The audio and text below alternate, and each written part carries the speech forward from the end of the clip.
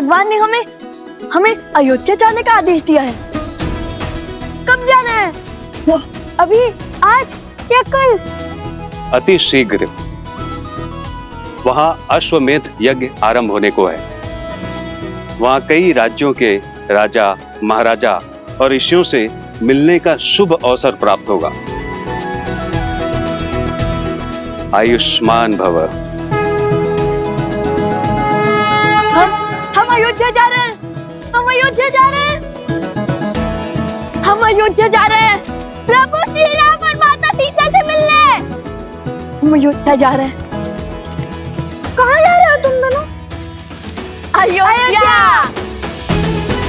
प्रभु श्री राम, माता सीता, अयोध्या। वन देवी ही सीता है। हम आ रहे हैं। नहीं, अयोध्या की महारानी के रूप में मिथिला कुमारी के सिवा और किसी को स्वीकार नहीं करेंगे। हाँ, तुम बिल्कुल ठीक कह रही हो। हमारी महारानी देवी सीता ही हो सकती हैं। हाँ हाँ, सीता ही हो सकती हैं। महारानी सीता की, महारानी सीता की, महारानी सीता की, महारानी सीता की।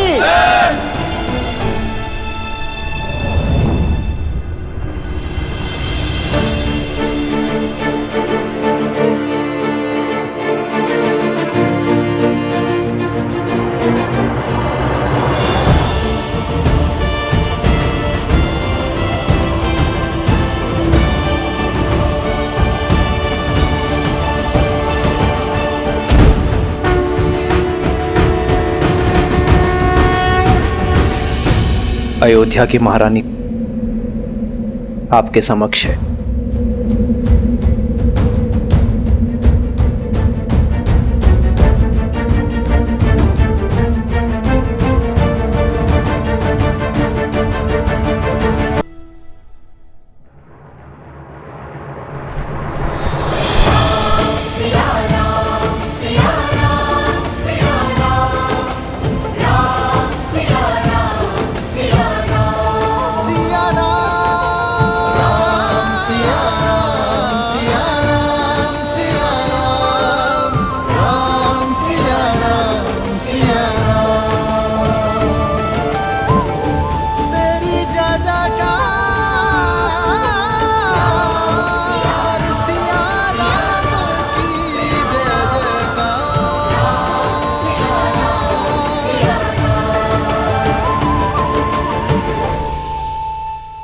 कर्म, शब्द और मन, ये तीनों मानव जीवन के अभिन्न अंग हैं। और विवाह वो बंधन है जो पति पत्नी को इन तीनों से बांधता है। ये बंधन अटूट है और जो इससे सरलता से मुक्त हो जाते हैं वो कभी इस बंधन में बंधे ही नहीं। अपनी सीता के बिना ये राम निष्प्राण है और केवल जीव यज्ञ में आहुति देते हैं, निष्प्राण नहीं।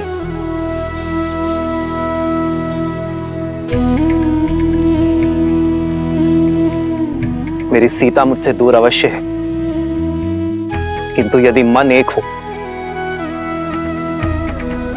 तो तन की दूरी अर्थहीन हो जाती है। बिना कुछ कहे ही पति पत्नी शब्द और कर्म से जुड़ जाते हैं। मुझे अपनी सीता पर पूरा विश्वास है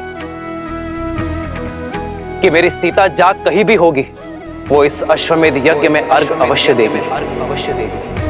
इसलिए मैं अपनी सीता का स्थान किसी और को नहीं दे सकता।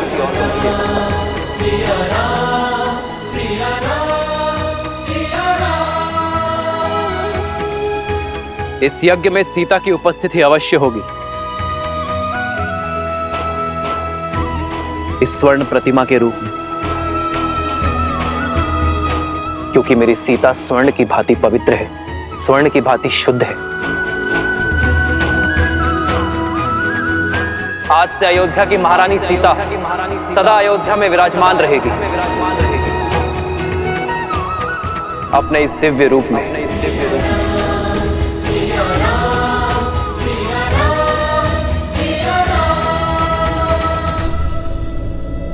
अब आप सभी विद्वान ये निश्चित करें कि मैं इस यज्ञ में आहुति देने का पात्र हूं या नहीं?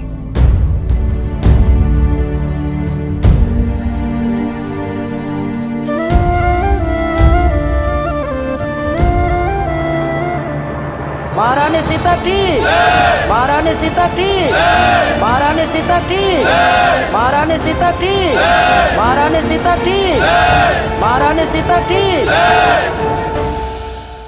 राम के दो मीठे बोल सुनकर साहस हारने की आवश्यकता नहीं है मित्रों।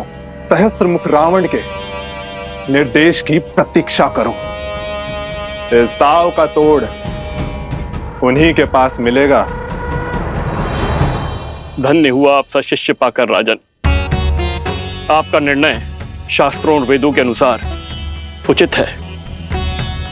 कल प्रातःकाल हम विधिवत राज्यसभा में महारानी सीता की मूर्ति स्थापित करेंगे, वो भी आपके स्थान के निकट। आपके समर्थन के लिए धन्यवाद आचार्य।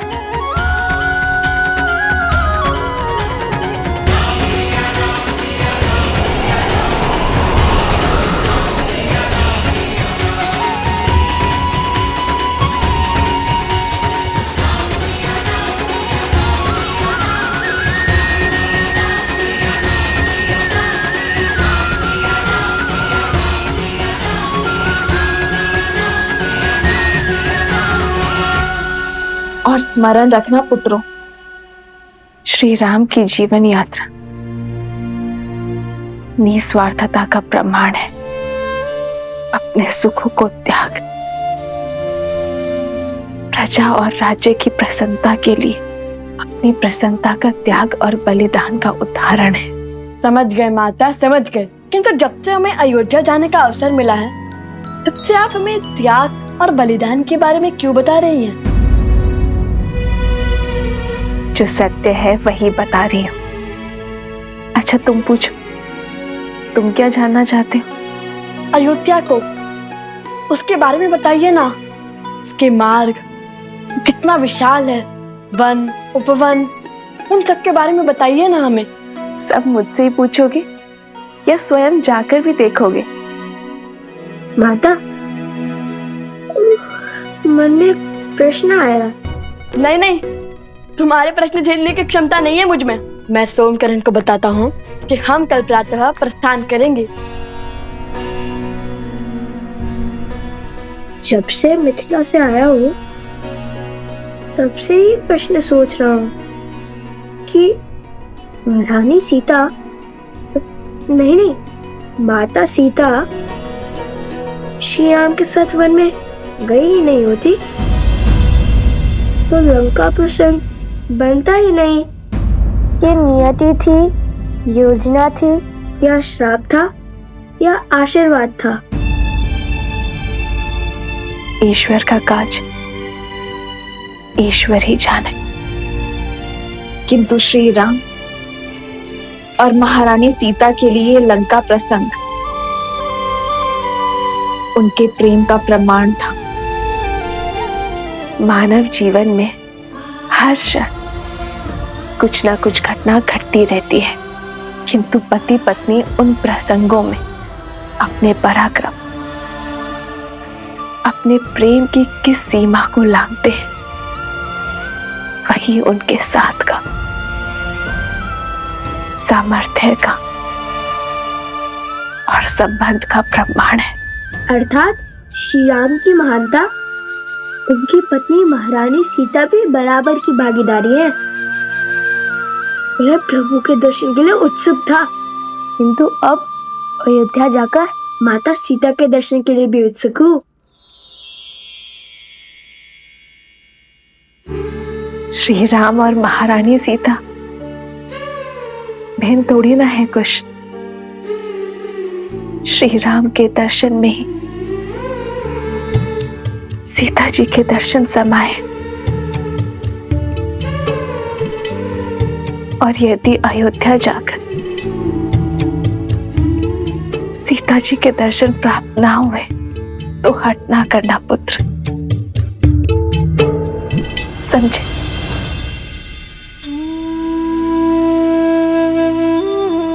खुश?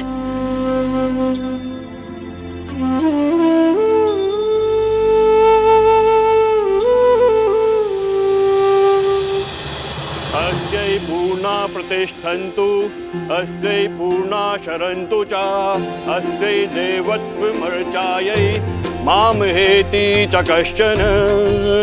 ओम श्री मन्मना गणाधिपते नमः। प्रसन्नो भवः वरदा भवः।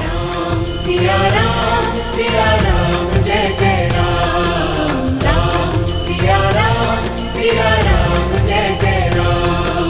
महारानी सीता की मूर्ति स्थापना संपूर्ण हुई। सियावर रामचंद्र की जय। सिया राम जय जय राम, राम सिया राम भैया, आज तक मैं आपके बलिदान को पूर्ण रूप से कभी भी नहीं समझ पाया। आपको देखकर सदैव यही सोचता रहा कि आपके पास परिवार का साथ तो है। आप जाना कि जब मनुष्य के जीवन में स्वजन का साथ ना हो तो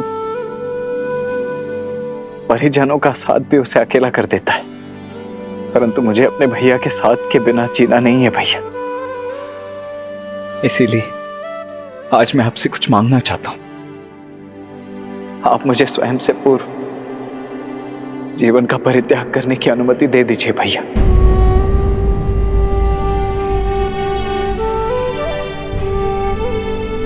लक्ष्मण,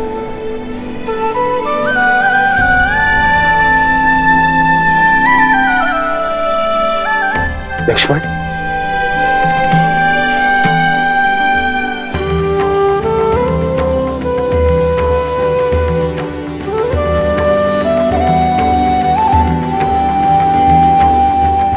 लक्ष्मण, त्याग और सेवा की पराकाष्ठा पार की है तुमने मेरे भाई।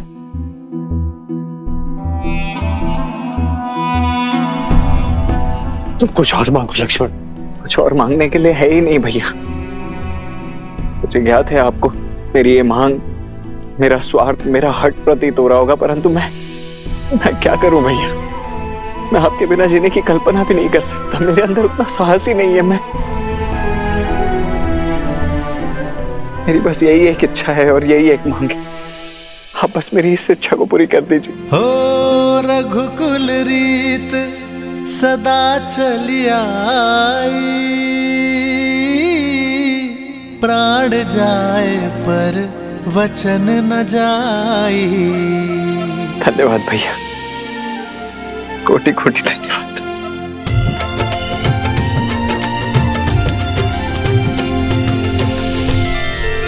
महाराज, मेरी भी एक इच्छा है। मेरे मन में सदा ये भय बना रहता है कि कहीं अपने सुख में अपने दीदी का त्याग और दुख को बिसरा ना बैठूं। इसलिए वनवास में पहने गए उनके वस्त्र को मैं अपने पूजा स्थल पर रखकर उनकी पूजा करना चाहती हूँ। वो वस्त्र देने की कृपा करें।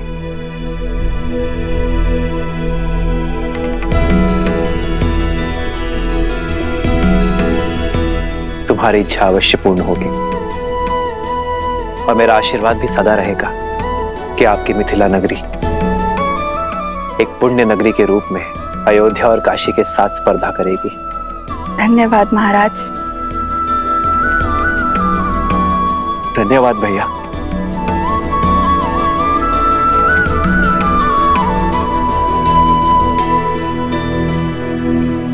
धन्यवाद मेरा नहीं, उस मिथिला का गुरु शत्रुघ्न, जिससे अयोध्या को ये 4 अनमोल रत्न मिले।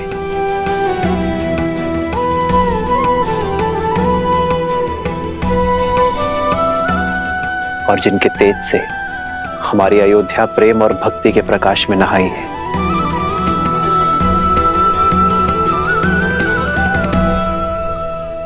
शीघ्र चलो कोश, समय बीता जा रहा है।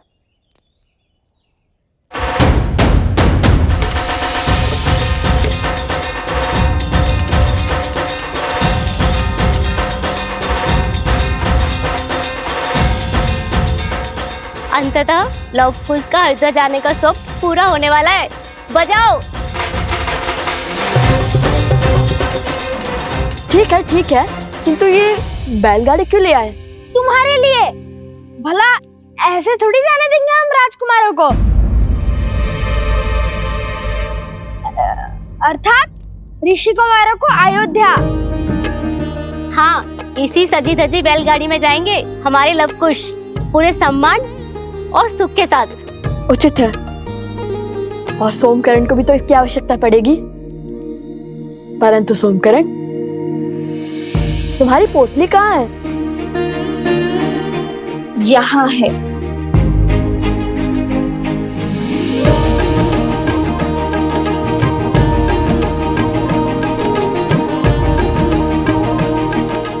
एक सोमकरण के लिए 3-3 पोटलियां। केवल सोमकरण नहीं, प्रसूता के साथ साथ तुम्हारे उपगुरु भी तुम्हारे साथ जाएंगे। क्या? हाँ, तुम्हारा ध्यान रखने के लिए और तुम दोनों भाइयों पर दृष्टि रखने।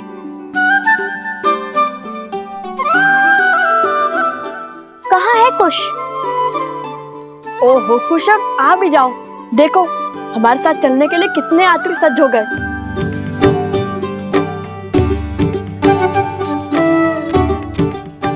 क्षमा करना, थोड़ा अधिक समय लग गया।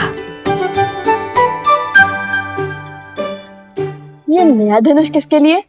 सोमकर्ण के लिए। मेरे लिए? हाँ, हम तो गायन और कला में लीन होने ही वाले हैं। कदाचित तुम्हारी रक्षा ना कर पाए। हर बार की भांति इस बार स्वयं अपनी रक्षा कर लेना। तो क्या हम अपने अस्त्र साथ नहीं ले जाएंगे? वीणा बजाकर रामायण का गान करने वाले को अस्त्र की क्या आवश्यकता है ना गुरुदेव? लाइए। क्या? वीणा। वीणा तो मेरे पास है नहीं।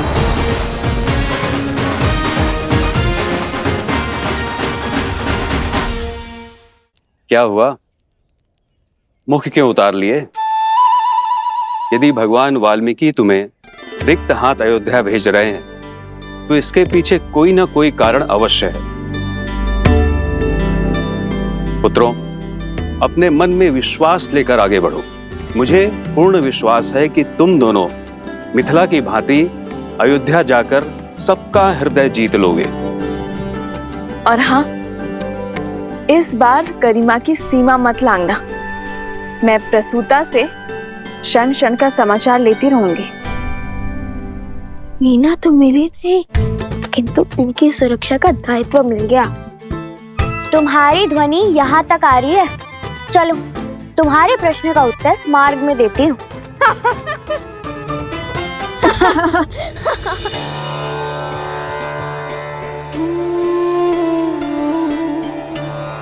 तुम्हारा सबसे बड़ा स्वप्न पूर्ण होने वाला है।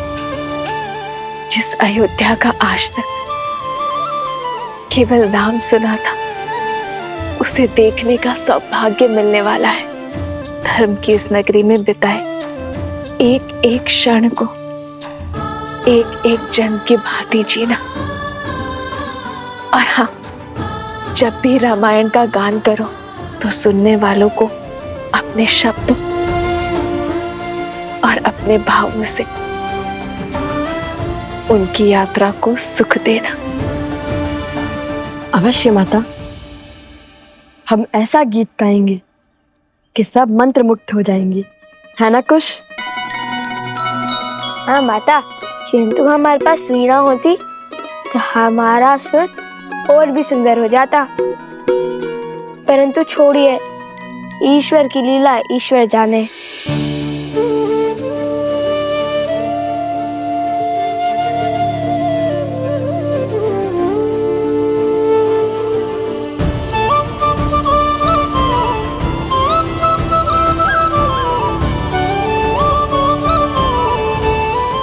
आज्ञा दीजिए माता।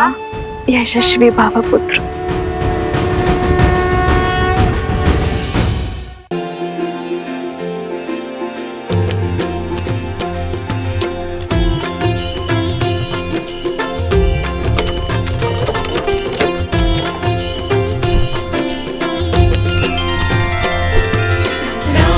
सिया राम जय जय राम, राम सिया राम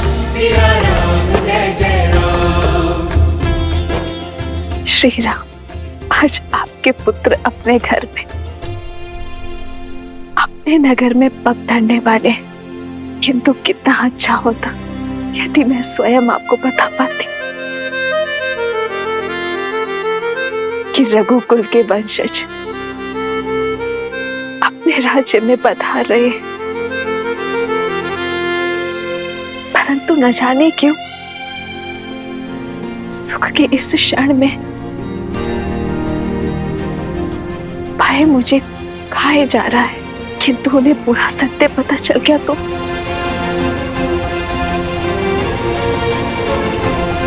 बस उनके कोमल हृदय को सत्य का घातक आघात न लगे।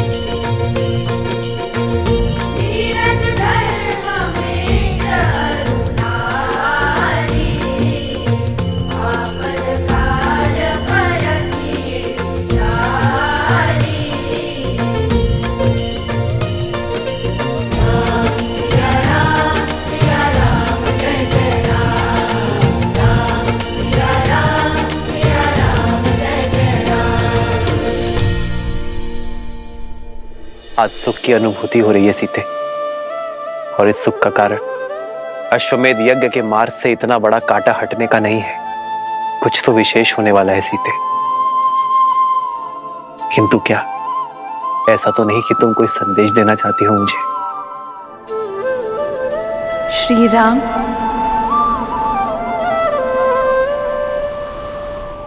सीते,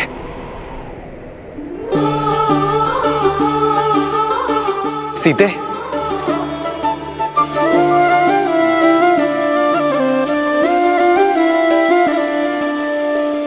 जन्म जन्म का है ये संगम, राम रतन सीता वैभव धन।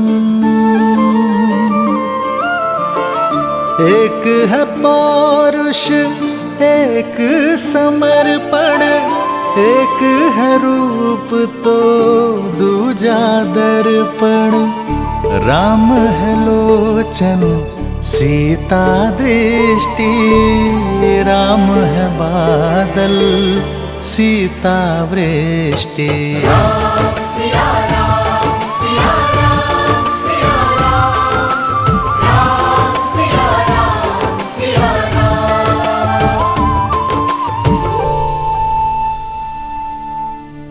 सीते, ये कैसा अनूठा संबंध है हमारा,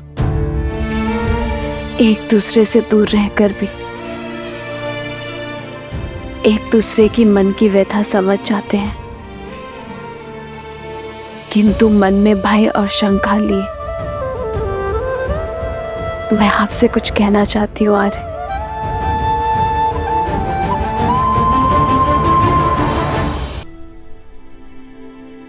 यदि मैंने आपके निर्णय को प्रभावित किया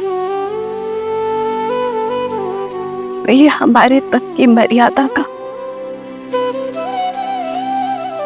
उल्लंघन होगा। कैसा भय सीते, कैसी शंका?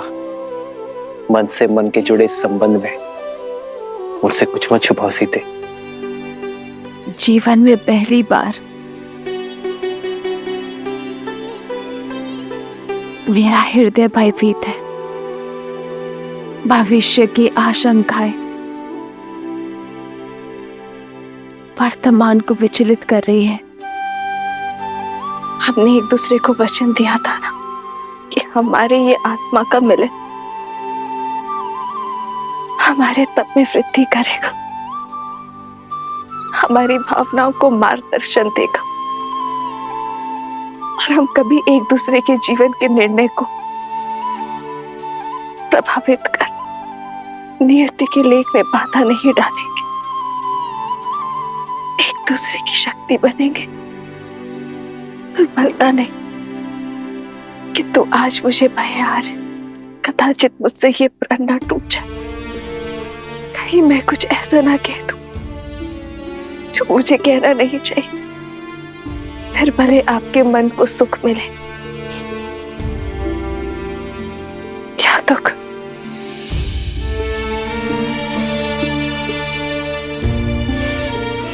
समझ गया सीते, इतने वर्षों तक तुम अकेले तप करती हुई आई और अब इस तप को भंग करने का कोई अर्थ नहीं है।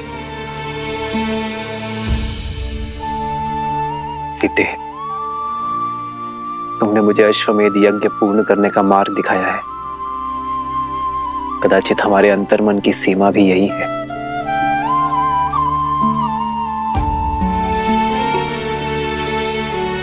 सीते, यदि हमारे तप के भंग होने का भय है तुम्हें, तो हम आज के पश्चात ध्यान अवस्था में भी कभी नहीं मिलेंगे। राम सिया राम सिया राम सिया राम, राम सिया राम सिया राम,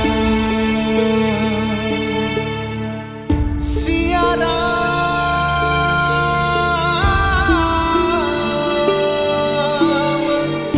सिया राम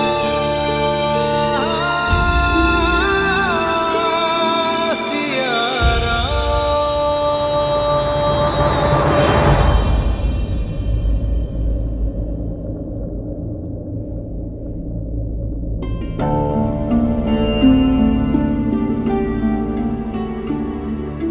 मैं नहीं जानता सीते कि तुम मुझसे क्या कहना चाहती हो, किंतु एक बात अवश्य जानता हूं कि धर्म किसी को अतृप्त नहीं करता।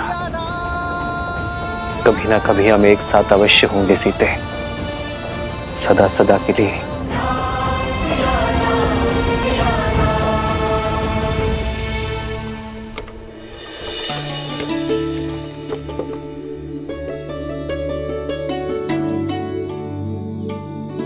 लड्डू, क्या तुम भी राम भक्त हो? कौन नहीं होगा ऐसे पराक्रमी और मर्यादा के धनी का भक्त? लव कुश,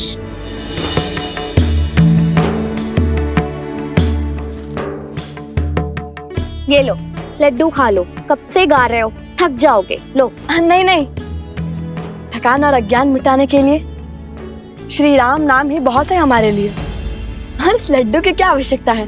वैसे भी अयोध्या जाकर अश्वमेध यज्ञ की तैयारी में न जाने कितने प्रकार के पकवान मिलेंगे। चलो चलो, अब आगे बढ़ो, रुकने में समय व्यर्थ मत करो।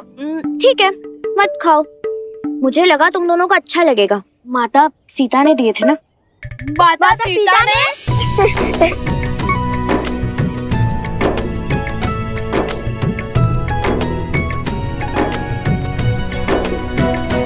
अरे मैं तो जल्दी जल्दी खाने की बात कर रहा था, बैलगाड़ी रोकने की कोई आवश्यकता नहीं है।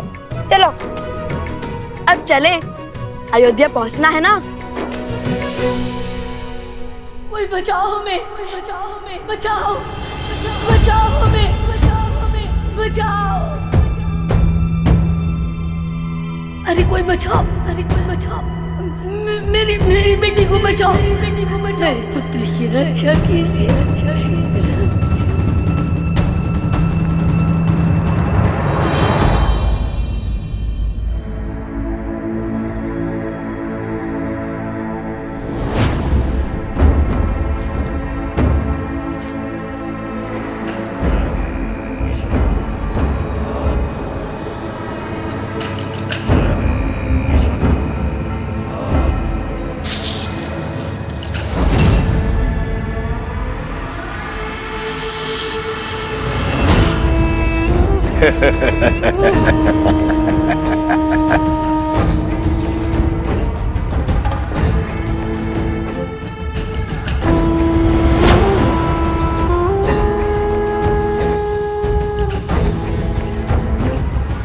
सुमन रहे, ये राम की दृष्टि के सामने मुक्त होने चाहिए, ताकि राम अपनी आंखों से अपनी विफलता देख सके।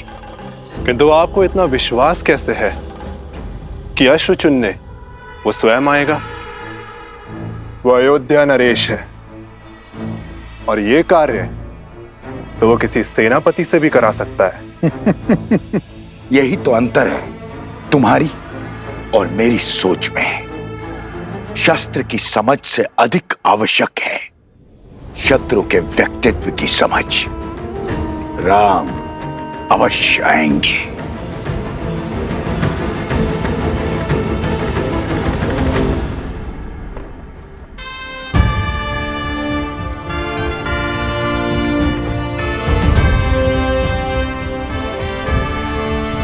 भैया, मैं राज्य के सर्वोत्तम अश्वों को चुनकर यहाँ ले आता हूँ। आप उन्हीं में से किसी एक का चुनाव कर लीजिएगा। जी भैया, और उन अश्वों को अभी सरयू घाट पर स्नान करवाया जा रहा है। वे आते ही होंगे। जब एक राम वहां जा सकता है तो इतने अश्वों को यहाँ लाने की क्या आवश्यकता है? एक सच्चा शासक सदा अपनी सुविधा से पहले साधन और संसाधनों को रखता है। जैसी आपकी आज्ञा है। आचार्य, लगता है अयोध्या के महाराज की सेवा में आपके पढ़ाए प्रशासनिक पाठ भूल गए सब।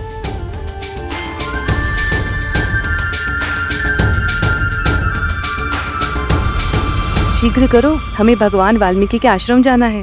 सारा सामान रथों में रखना शुरू करो। कोई कहीं नहीं जाएगा। प्रतीक्षा की बहुत परीक्षा दी है मैंने, अब आपका आदेश भी मुझे रोक नहीं सकता। एकांत।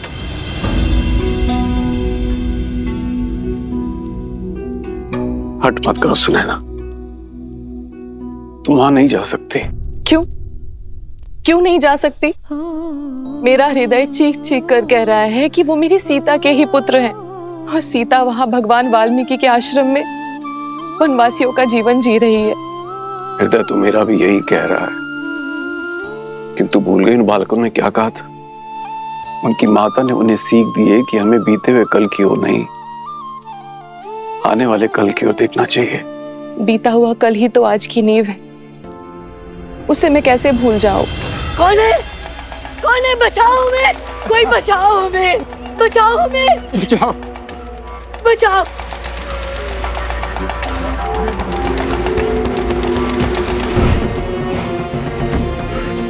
तो तुम दोनों नहीं उठोगे तो ठीक है, हम इस खाट का दूसरा पग भी तोड़ देंगे। नहीं नहीं, ऐसा मत करो, ऐसा मत करो।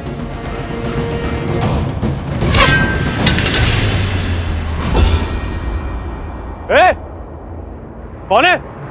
सामने आओ।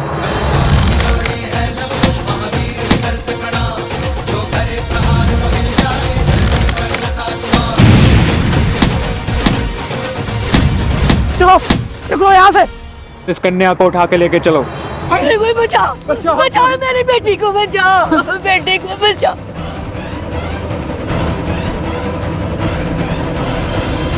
सुनैना, भगवान वाल्मीकि त्रिकालदर्शी हैं, और यदि हमारी पुत्री सीता और उसके बालक उनके आश्रम में आश्रय पा चुके हैं, तो क्या बिना उनकी अनुमति के वहां जाना उचित होगा? सुनैना, तुमने देखा नहीं वो बालक कितने मेधावी, तेजस्वी हैं, कितने प्रशिक्षित हैं।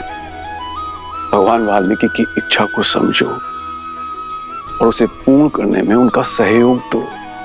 और ये भी तो हो सकता है कि श्री राम और सीता ने यह निर्णय मिल के लिया हो, तो हमें उनकी इस तपस्या को भंग नहीं करना चाहिए।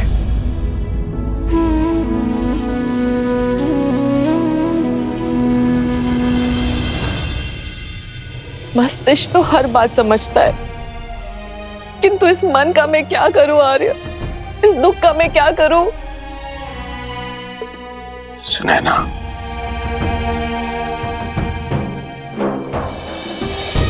बीते हुए कल को तो हम नहीं बदल सकते, किंतु आने वाले कल की सुध तो ले सकते हैं। चलो अयोध्या चलते हैं।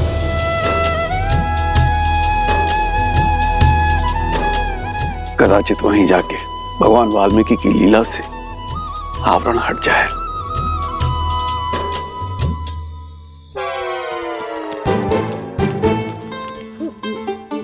तुम ठीक हो? हाँ हाँ, वो तो लव कुश ने सबको मार भगाया, अन्यथा मेरा शौर्य देखती आप। अब चलो। कौन है? किसने हमारी सहायता की? हम भगवान वाल्मीकि के शिष्य और वन देवी के पुत्र हैं। आपकी करुण पुकार सुनकर हम यहाँ आए हैं। पुत्र, हम वृद्ध और दृष्टिहीन हैं। हमारी पुत्री कहाँ है? वो दुष्ट कहीं उसे उठाकर तो नहीं ले गए? पुत्री, मेरी पुत्री की रक्षा कीजिए। वो जो कन्या यहाँ मूर्छित पड़ी थी, वो आपकी पुत्री है। हाँ, हाँ। आप दोनों बैठे क्यों हैं और उठकर उन दुष्टों से लड़े क्यों नहीं? हमने ब्राह्मणी सरस्वती का व्रत लिया है। हम इस घाट पर से उठ नहीं सकते, पर वो दुष्ट इस घाट के नीचे गड़े हुए धन को लेना चाहते हैं। उन्होंने हमारे 4 पुत्रों को मार डाला, हमारी घाट का पांव भी तोड़ डाला। बड़ी मुश्किल से हमारी पुत्री ने ये 4 भाई बचाई है, और अब उनकी शक्ति दिनों दिन बढ़ती जा रही है। वो हमारी शक्ति को, हमारी साधना को, हमारे जाप को भंग करना चाहते। रक्षा कीजिए, हम पर कृपा कीजिए। भैया,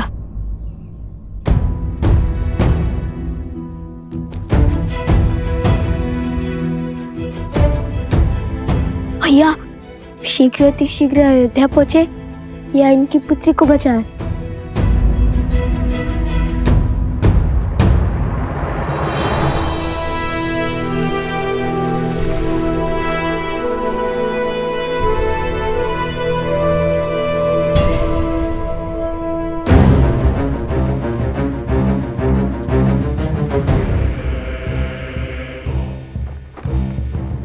शत्रु को बड़ा सटीक समझा महाराज सहस्त्रमुख ने।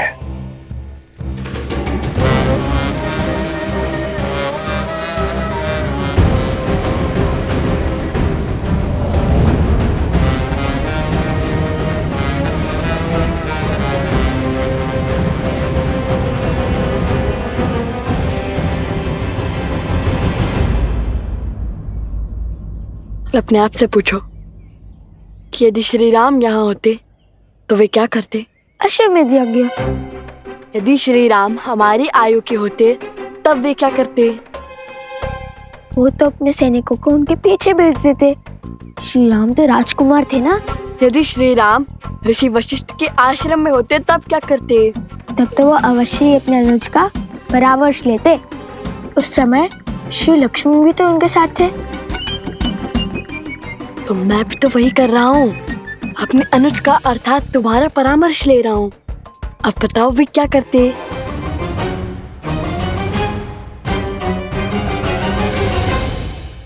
अब बताओ वे क्या करते? ओह, इस प्रश्न का उत्तर तो बहुत सरल है। श्री राम सब कुछ छोड़कर उनकी पुत्री की रक्षा करते। हम भी तो श्री राम के भक्त हैं, तो श्री राम को यहीं से प्रणाम करकर हम उनकी पुत्री की रक्षा के लिए जाएंगे।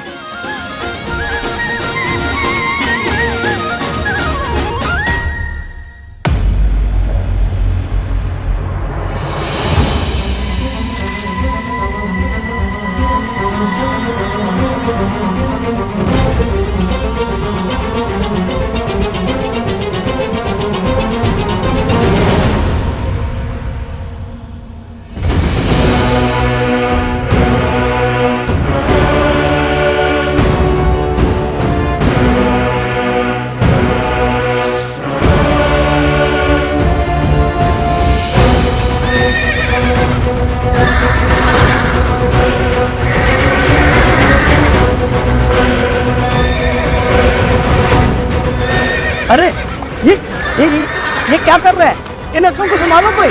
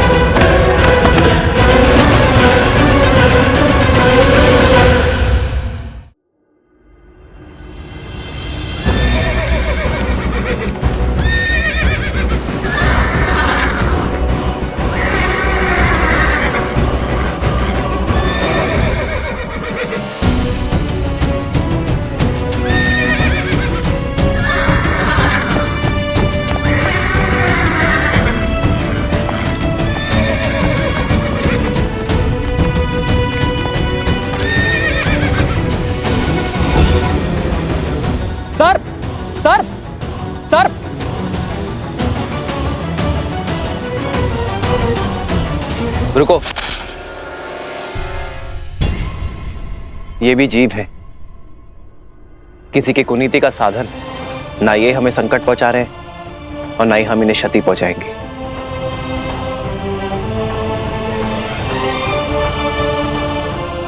हनुमान, प्रभु, इन्हें इनके उचित स्थान पर पहुंचा दो।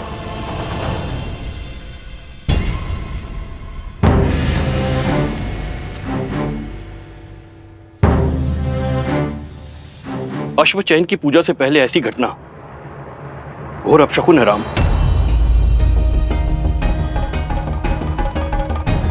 अब कैसे चुनेंगे अश्व? कोई बात नहीं, बचे हुए अश्वों में से ही किसी एक का चुनाव कर लेते हैं।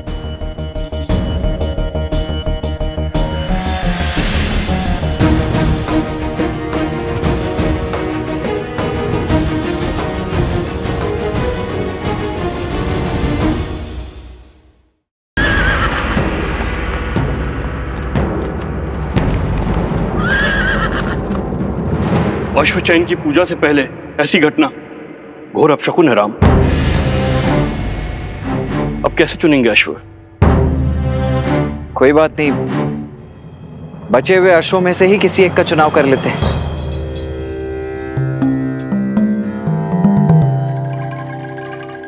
हर जीव अपनी नियति लेकर आता है, हम उनसे साधारण से असाधारण बनने का अवसर नहीं छीन सकते।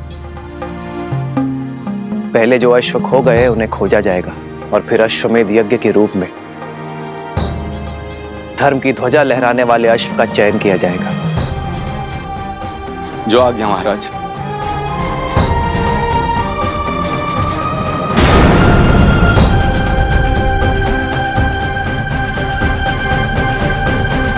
ध्यान से सुनो, तुम सब यही रुको और इन वृद्ध दंपति की रक्षा करो। मैं और भैया उन दुष्टों से इनकी पुत्री को बचा कर लाते हैं। आप चिंतित ना हो, निश्चिंत रहिए, शीघ्र ही आपकी पुत्री यहाँ होंगी। आयुष्मान। चलिए भैया। भैया, सोमकर्ण को भी ले चले। क्यों? तुमने तो कहा था कि मैं सदा फंस जाता हूँ। तभी तो साथ ले जा रहे हैं। हमारे दृष्टि के सामने फंसोगे तो हमें तुम्हें बचाने में सरलता होगी। यहाँ आए और पता चला तुम खो गए, फिर कहाँ खोजते रहेंगे तुम्हें। चलो अब।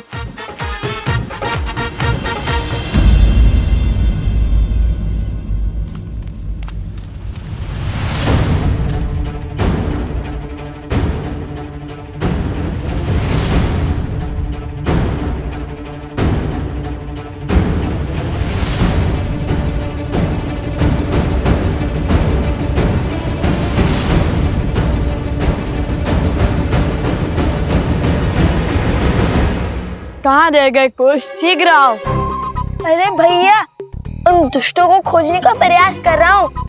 यदि वो हमसे दूर जाएंगे तो उनकी ध्वनि तरंगों के माध्यम से हमें सुनाई देगी।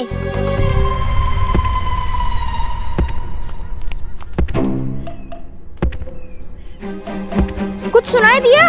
हाँ हाँ, बहुत स्पष्ट तरंग आ रही है उत्तर की ओर से।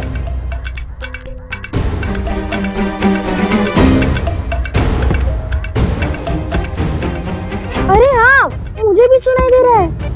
तरंग बहुत ही निकट से आ रही है, अर्थात वो उद्दंडी स्वयं ही हमारे पास में फंसने आ रहे हैं। कैसा पाश?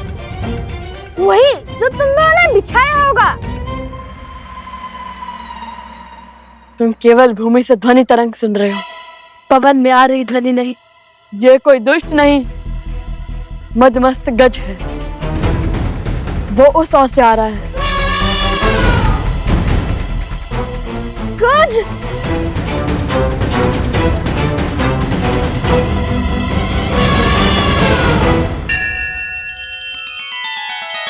श्री रामचंद्र कृपालु भजु मन हरण भव भय दारुणम। नव कंज लोचन कंज मुख कर कंज पद कंजारुणम।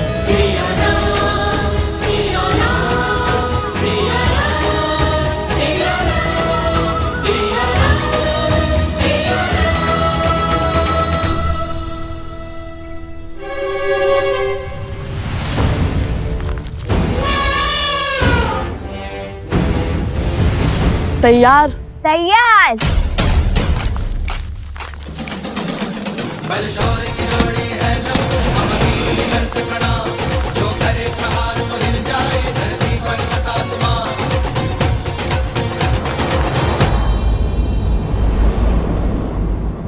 अपने पुत्रों पर मंडराते संकट का आभास हो रहा है मुझे ऋषिवर। सोचा भगवान वाल्मीकि से बात करूं, किंतु वो ध्यान में लीन है। आप निश्चिंत रहिए, मैं भगवान वाल्मीकि से बात करूंगा। आप अपनी कुटिया में विश्राम कीजिए। मैं अति शीघ्र भगवान वाल्मीकि का संदेश आप तक लेकर आता हूं।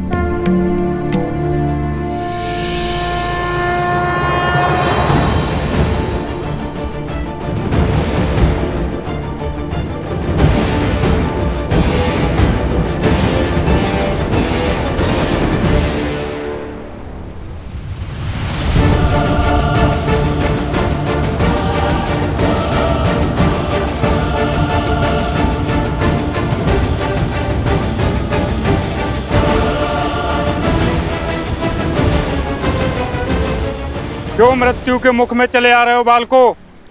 लौट जाओ। लौटना तो तुम्हें होगा। छोड़ दो उस कन्या को और वचन दो कि कभी उन वृद्ध दंपत्ति को नहीं सताओगे। हमसे मुक्ति चाहते हो तो इन्हें मुक्त करो।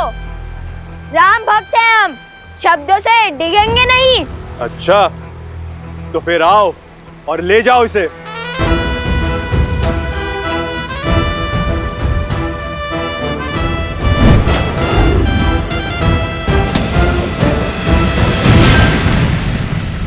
वचन देकर पाप किया है तुमने, दुष्ट से अधर्मी बन गए हो।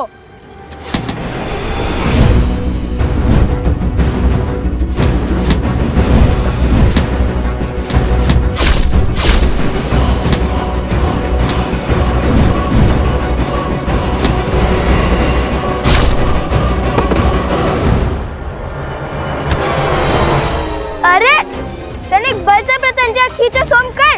देखो ऐसे।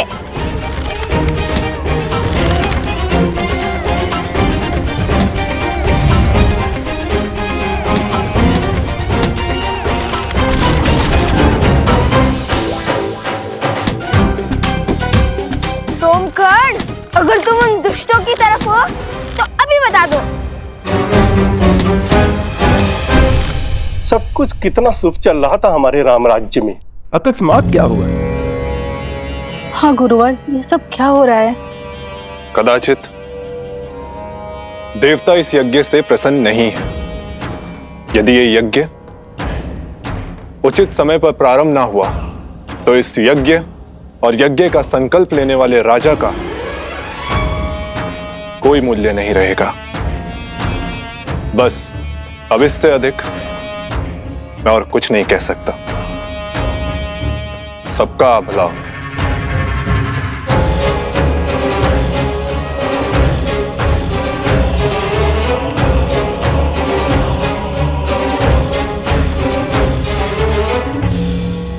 ये क्या कहेंगे गुरुवर? श्री राम का मोल ना रहा तो हम भी मूल्यहीन हो जाएंगे।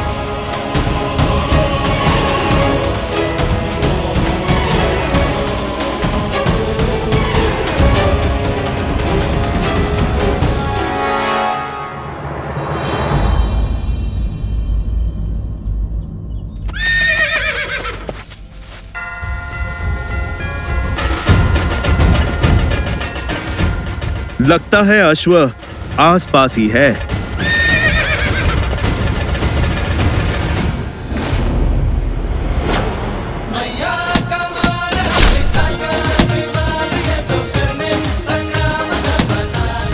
भागो तुम लोग।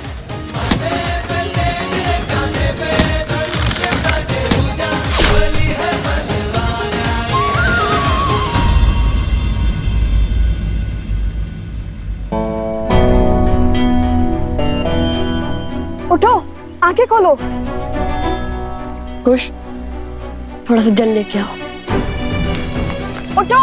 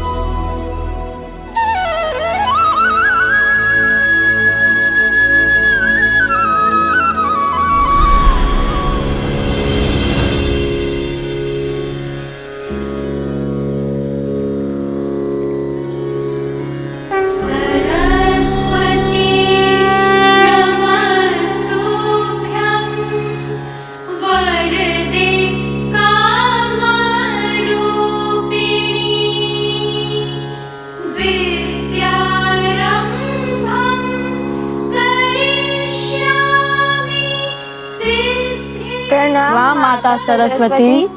लवकुश, तुम दोनों ने ही पराक्रम की प्रकाष्ठा पार की है। मैं तुम दोनों से ही अत्यंत प्रसन्न हूँ। मांगो, क्या वर चाहते हो?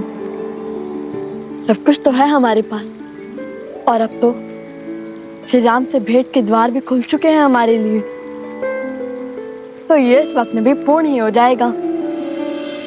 किंतु यदि आप कुछ देना चाहती हैं तो इस कन्या के माता पिता को नेत्र दे दीजिए। अद्भुत।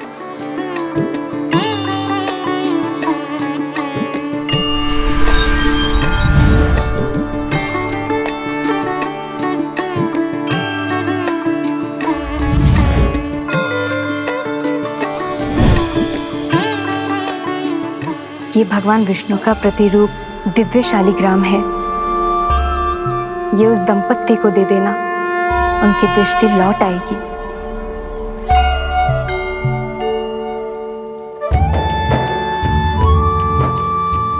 धन्यवाद माता, कोटि कोटि धन्यवाद। तुम दोनों ने अपना स्वार्थ छोड़ के दूसरों का कल्याण चुना। तुम दोनों का अपनी इच्छाओं पर पूर्ण नियंत्रण है। ये दुष्ट तुमने परास्त किया है, ये इच्छाओं का स्वरूप है। कुछ समझ नहीं आया माता। धर्म के 4 पग हैं। सत्युग पूर्ण होने से 3 पग रह गए थे। जब धर्म का एक और पग टूटेगा, अर्थात त्रेता पूर्ण होगा और द्वापर युग का आरंभ होगा, धर्म का पालन करना अधिक कठिन हो जाएगा।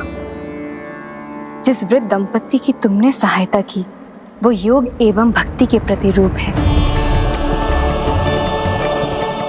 ये दुष्ट वास्तव में इच्छाएं हैं। जैसे जैसे इच्छाएं बलवान होती है, वैसे वैसे ही भक्ति आडंबर बन जाती है और योग केवल शारीरिक श्रम बन जाता है।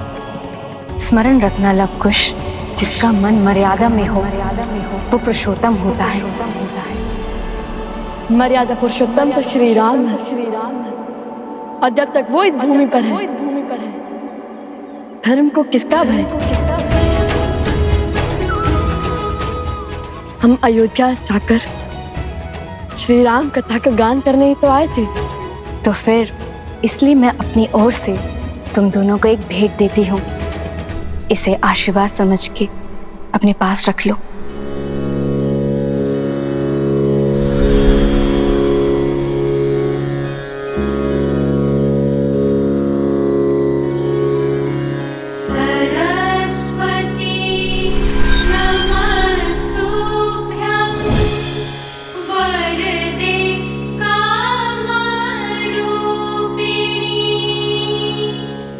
कला अंतर मन के भाव को स्पष्ट करती है, और ये वीणा तुम्हारे मन के भावों को ध्वनि देगी। इस वीणा के साथ राम कथा का गायन करोगे, वो कथा समय के अंत तक अमर हो जाएगी। धन्यवाद माता। कोटि कोटि धन्यवाद।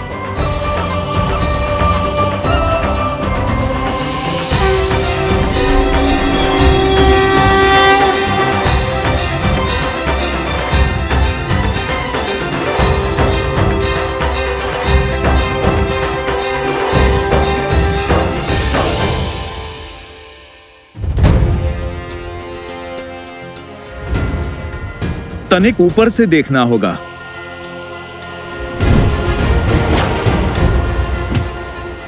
जय श्री राम।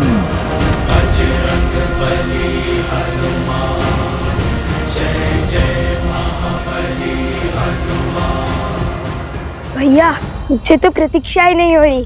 मन कहता है इसे अभी बजा कर देखूं।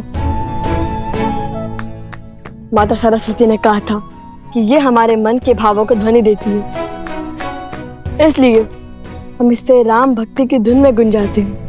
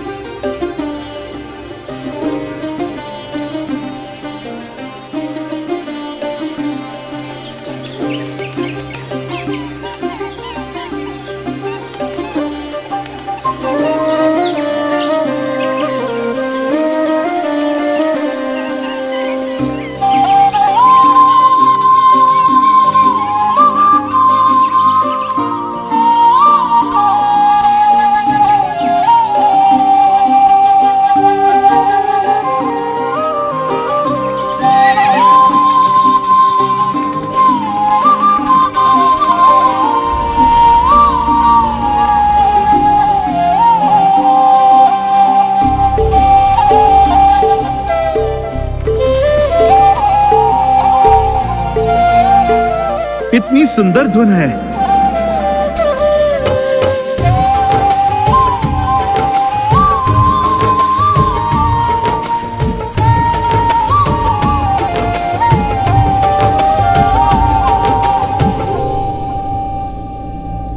गुरुवर,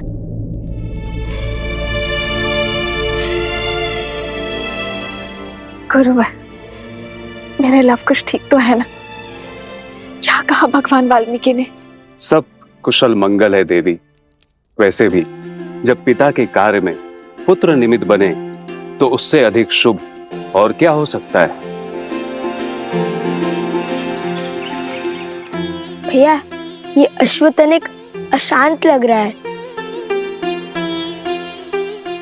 वो इसलिए क्योंकि अश्व हमेशा वन में वृक्षों के बीच टोली में घूमते हैं ताकि उनकी रक्षा हो सके, और ये अश्व अकेला है, वृक्षों से भरे वन में विचरण कर रहा है, सिंहों का आखेट बन सकता है। क्या पता ये अश्विनी कुमार में से एक हो। वैसे भी पग पग पर हमारी परीक्षा हो रही है।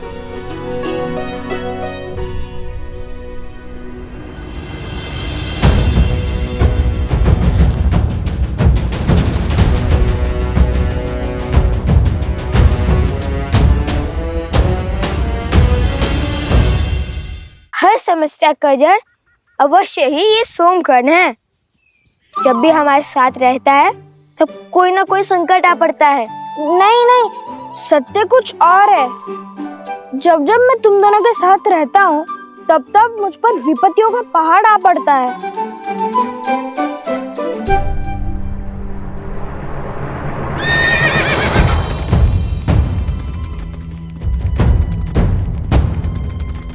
संभाल कर मित्र, चोट लग जाएगी।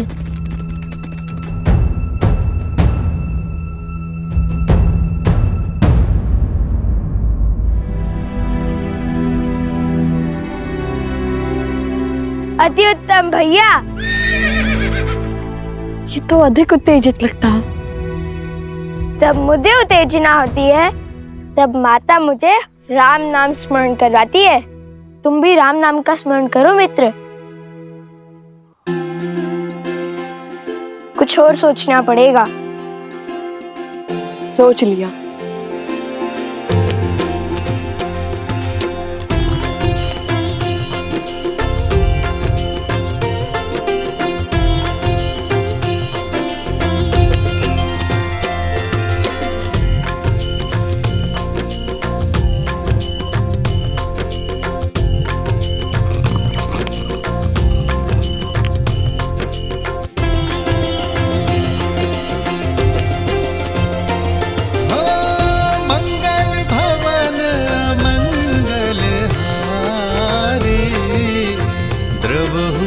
दशरथ अजर बिहारी होई सोई जो राम रचि राखा को करी तरन बढ़ावे साखा। अद्भुत युक्ति लगाई भैया, किंतु श्री राम के नाम के साथ माता सीता का भी नाम लिखकर देखिए, संपूर्ण रूप से शांत हो जाएगा।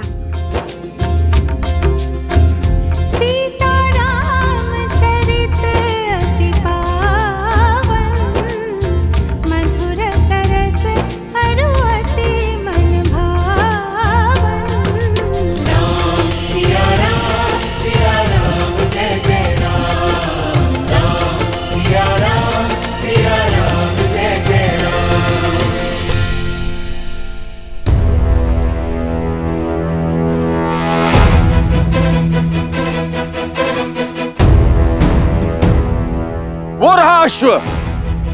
भैया भागो। अरे कहाँ भाग रहे हो? विपत्ति से दूर। पहले तुनीर का चोर समझकर हमारे पीछे भागे, उसके बाद वो अश्व का स्वामी, और अब इसे खोजने भी कोई आ रहा है। जिनका अश्व है वो आ गए हैं।